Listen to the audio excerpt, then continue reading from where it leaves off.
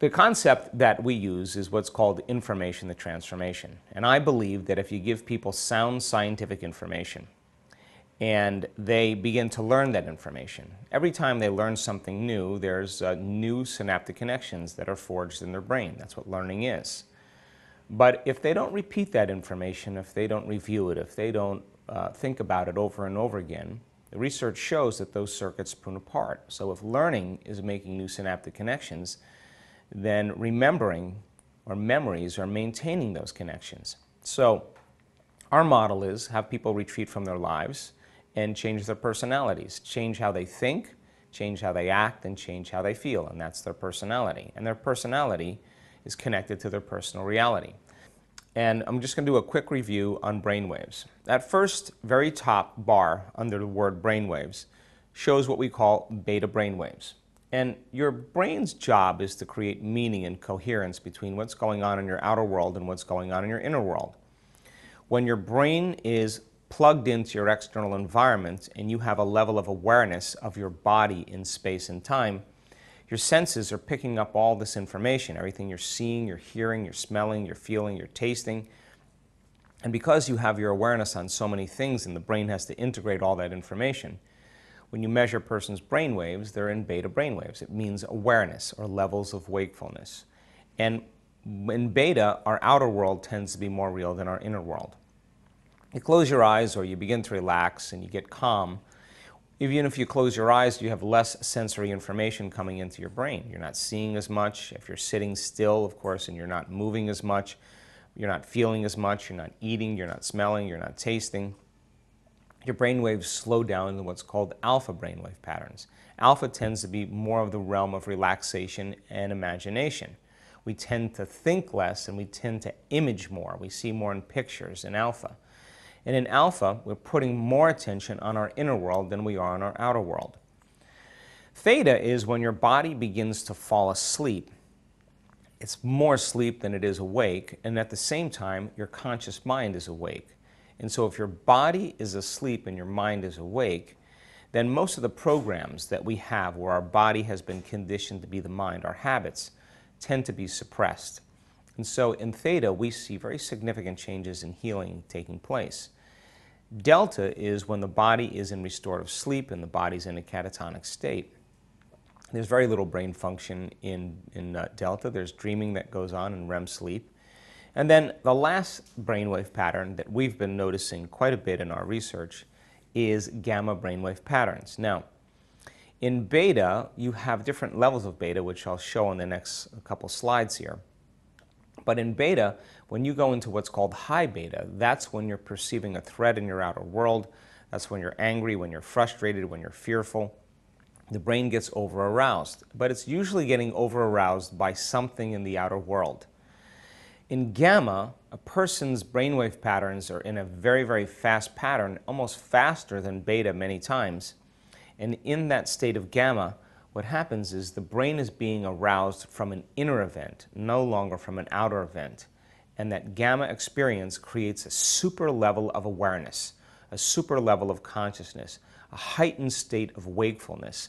And whatever's going on between the person's ears, whatever's going on in their mind, is more real than what typically goes on in their external environment. And all of the brain's attention then, or all the person's attention, is caught up in the inner experience. And since experience enriches the brain, which it does, and experience produces emotions, we see very significant biological changes in a very short amount of time. So check it out. Brainwave function, delta is about 0.5 to 4 cycles per second, very slow. Theta is about 4 to 8 cycles per second. Alpha is about 8 to 13 cycles per second. Now check out the different levels of beta. Low-level beta is when you're just relaxed and you're learning information. There's no threat in your environment. Good place to learn in, 13 to 15 cycles per second. It's just a little bit higher than alpha. And when we learn stuff, we move from beta to alpha. You learn information, you pay attention to it, you pause for a minute, your brain shifts over to alpha, you begin to make your inner world more real than your outer world, and you can consolidate information neurologically in your brain. If you look at mid-range beta, It's about 16 to 22 cycles per second. That's when you're focusing a little bit more. If you're taking an exam or you're taking a test, your brain is perked up a little bit more and there's more energy in your brain. It's a healthy state. When you have a little good nervous tension, if you're giving a lecture or whatever, you're in a little bit mid-range beta, but you can actually work with it. It's manageable. But when you go into high beta brainwave patterns, it could be up to 22 to 50 cycles per second or more. And in high beta, it's 3 times higher than low-level beta, and even more. And in this state, the brain is over-aroused. When it's over-aroused in this state, this is when the brain gets stuck and stays switched on, and no new information can enter the nervous system that isn't equal to the emotion the person is experiencing. Why? Because it's not a time to learn. It's not a time to go within. It's not a time to open our heart. It's not a time to trust. It's not a time to sit still. It's not a time to create community and connect. It's actually a time to run, to fight, to hide, or to freeze. And people spend a good majority of their waking day, many people, stuck in high beta. So they look for things outside of them to regulate their emotional states, and that's how the conditioning process starts for us to rely on external exogenous substances to change our internal states. Our model of meditation is about slowing brain waves down from beta to alpha to theta. And of course, that process then requires certain techniques. When we're living in stress hormones, or we're living under the gun of the fight or flight nervous system, we tend to try to control and predict everything that's taking place in our life. And when we get stuck in this state, when there's a threat or a perceived threat in our outer world, we're focusing mostly in a very narrow way on an object or a person or a thing, because that's where the danger is. When we get stuck in high beta, we become over-focused and we begin to narrow our focus on objects and things and problems. And all of us know that when we get under stress, we obsess about things, and that's when the brain is stuck. So then, is it possible then to help people to regulate and change those states? Well, that's what the work is about that we're doing. So, our model of meditation says that we have to get beyond the analytical mind. Now, research shows that by the time we're 35 years old, most of who we are is about 5% of our conscious mind. And our conscious mind is made up of things like logic and reasoning, which gives rise to our will, our creativity, our faith. The rest of who we are by the time we're 35 years old, 95% of who we are is based on the habits, the emotional reactions, the unconscious behaviors, the automatic programs of thinking, our attitudes, our beliefs and perceptions that are functioning like a subconscious computer program. In other words, you've done something so many times that your body now knows how to do it better than your conscious mind. So that's when we get stuck in the habit of being ourselves. So then, how do we get from our conscious mind into the subconscious mind to begin to make those changes? Well, the whole purpose of meditation is to get beyond the analytical mind, slow our brain waves down from our conscious mind, enter the operating system where those problems are taking place, or our limited beliefs, or our unwanted habits, our self-limiting emotional reactions, and begin to reprogram them into more constructive behaviors and emotional states. So, some of us have very thin analytical minds, a very thin veil between our conscious mind and our subconscious mind. The thin veil then allows us to become more suggestible. And suggestibility is our ability to accept, believe, and surrender to information without analyzing it.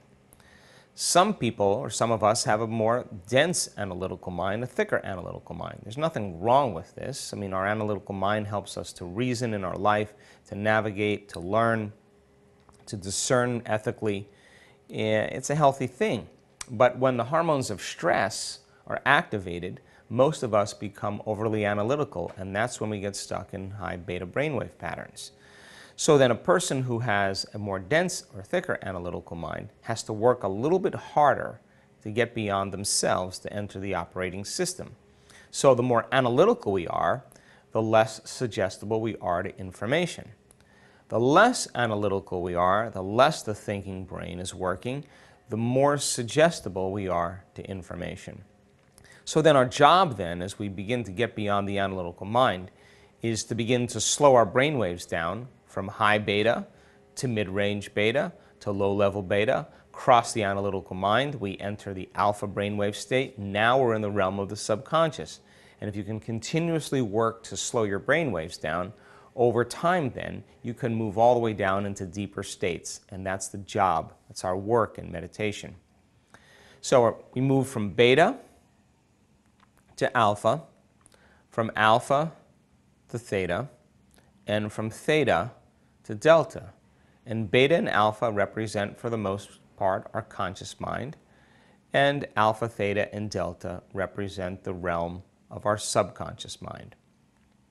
So as we begin to slow our brain waves down, as we begin to move from beta to alpha to theta, there is a movement of consciousness, a flow of consciousness out of the thinking neocortex into the limbic brain, or the subconscious centers of the brain. The subcortical centers of the brain have everything to do with automatic and autonomic function.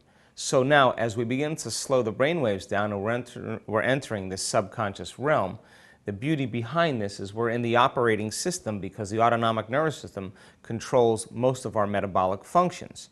So the autonomic nervous system is the system that creates homeostasis and balance. It's the system that does cellular repair, hormonal changes, body temperature. All those different functions are taking place under the auspices of the autonomic nervous system. So as we slow our brain waves down, now we're entering the operating system where we can begin to program it for better function of health. That's the name of the game here when it comes to changing a person's biology. Brain waves begin to change. The autonomic nervous system, whose job is to create balance and wholeness and order, steps in and begins to create coherence in the brain. And the brain begins to synchronize. Different compartments of the brain that were once subdivided begin to work in unison. As they begin to synchronize, what syncs in the brain begins to link in the brain, and the person begins to become more whole, or at least feel more whole, or at least feel more relaxed, more connected, more spontaneous. They trust more. Their brain is working better. When the brain is working better, we're working better.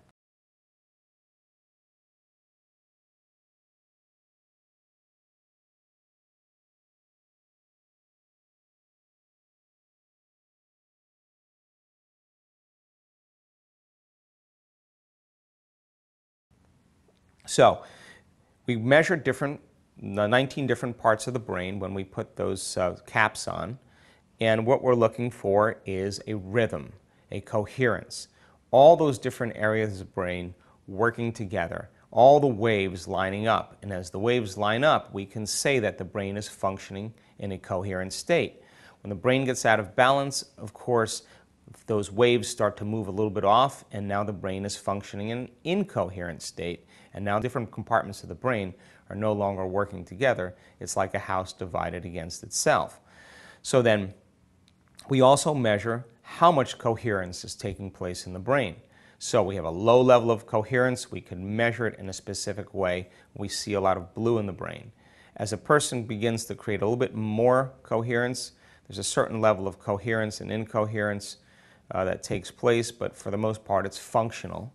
But then you can measure a high level of coherence, what we call supercoherence, and it looks something like that. Coherence then, to me, represents health. The more orderliness, the more synchronization that's taking place, the more rhythm, the more oscillations, the more harmony that's taking place where everything's working together, represents an expression of health. An expression of health is an expression of life and energy.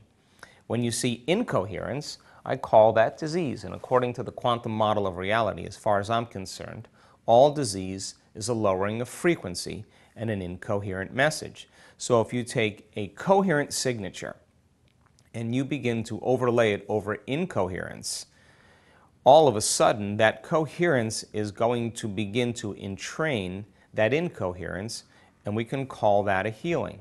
So this is the best way that I can describe coherence in the brain.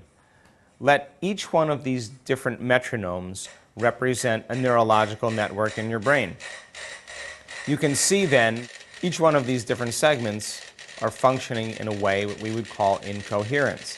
They're not in rhythm, they have their own specific agenda, they're working out of balance, But when we teach students how to go from a narrow focus to an open focus, and they can become aware that they're in an infinite space, an eternal space, and sense the vastness of this space, as they begin to create a divergent focus, and they're able to sustain that divergent focus, coherence begins to consume incoherence, and it happens in the brain and the heart over and over again.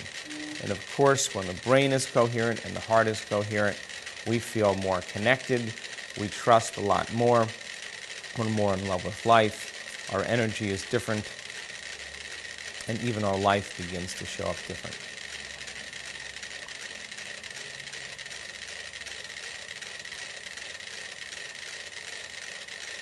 So over time, you're seeing that there's a pattern taking place here where those metronomes are becoming more coherent. That's exactly what happens in the brain and in the heart as a person begins to regulate internal states.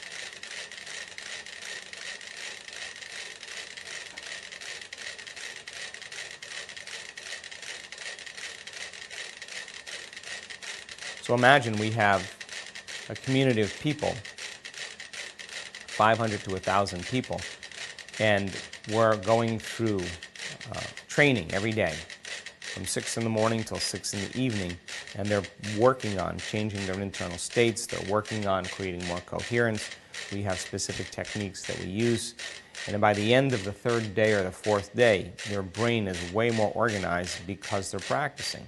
Now take a look at the right-hand side of the screen, the second metronome from the front. You can see that that one is still out of order. That's just kind of like a voice in our head that's saying, I can't, it's too hard, I'll never change, something's wrong with me, how come my life isn't working, I want to quit. But if we keep persisting and we keep connecting and we keep opening up, changing our expression of attention, sooner or later coherence begins to consume incoherence.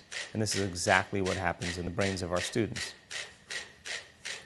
This is a person who came into our event with severe anxiety. Take a look at the front of the brain.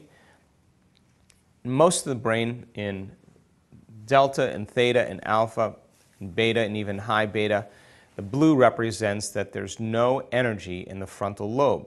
Now, the frontal lobe is the CEO of the brain. It's the symphony leader. If the boss or the symphony leader is no longer leading the orchestra or leading the community, the rest of the brain has a very strong tendency to move out of disorder, just like any organization. 3 days of meditation, you can see that there's very little red in the brain. If there's no blue and there's no red, it represents normal. Now you can see that there's a certain amount of symmetry that's taking place on the right side there. It represents that the person's in a more coherent and balanced, coherent brainwave state. Another person comes to our event, severe anxiety. You can see all that red in the brain, and high beta represents a lot of vigilance and a lot of anxiety. 3 days later after the event, you don't see any red in there. This person healed themselves of anxiety as well. Person with Parkinson's disease. Parkinson's disease is deficiency in dopamine in the brain. When there's not enough dopamine in the brain, the upper motor neurons can't communicate with each other. When there's an aberrant motor function that's taking place in the neurons of the brain, it sends a very spastic signal to the body, and people experience involuntary tremors with Parkinson's disease. 3 days of meditation. Look at this person's brain. It represents way more coherence and much less overactive brain activity. Now, we do another measurement called a quantitative EEG. It's very simple. If you look at the first 5 on the top row there, if you see 1 hertz, 2 hertz, 3 hertz, 4 hertz, that represents, as we learned, that's delta. 5, 6, 7, 8 through the second row is theta. 9, 10, 11, 12, 13 is alpha, and then you have beta after that. If you see a lot of blue in the brain, it's 3 standard deviations below normal. You see a lot of red in the brain, it's 3 standard deviations above normal. Blue means there's not enough energy in the brain. Red means there's a lot of energy in the brain. You see a lot of red, of course, it indicates a lot of activity. If you see green, it's normal. And then you have different shades of blue as you move towards green, and different shades of orange and yellow as you move towards green, from hot to neutral and from cold to neutral. So this is that same person with Parkinson's disease. Look at all that blue in alpha and in beta. This person has problems with learning. This person has problems with speech. This person has problems with streams of consciousness. This person has problems with memory. Take a look at their brain. There's not enough energy in their brain to control their body. The brain doesn't have enough energy. 3 days of meditation, all of a sudden you see a significant change in that person's brain. Remember, green is normal. In the bottom right-hand corner, those 3 specific areas in beta where there's a lot of red represents anxiety. And when we talked to this person, we said, hey, don't worry, that's anxiety. And she said, you know, when I'm anxious, my tremors get worse. So we asked her to continue doing her meditations. A few months later, we measure her brain again. You can see that that red is diminishing, and she's improving even more. Now, this person had a significant change in 4 days after our advanced workshop, where most of her tremors went away. As she continued to do the work, she continued to improve. But then she had a family tragedy, and she had to take care of her affairs. She stopped doing the work, and you can see that the bottom 3 and 4 areas of beta, that area of the brain is switched back on, and of course her anxiety is a little bit higher because of her, some of the issues that were going on in her life. We asked her, don't worry about it, just take care of your affairs, but please, if you could, please start doing your meditation again. She started doing her meditations again. You can see that there's a significant improvement. And then look at that, just in July, she has a very nice change in her brain activity. 90% of this person's Parkinson's disease has gone away by thought alone.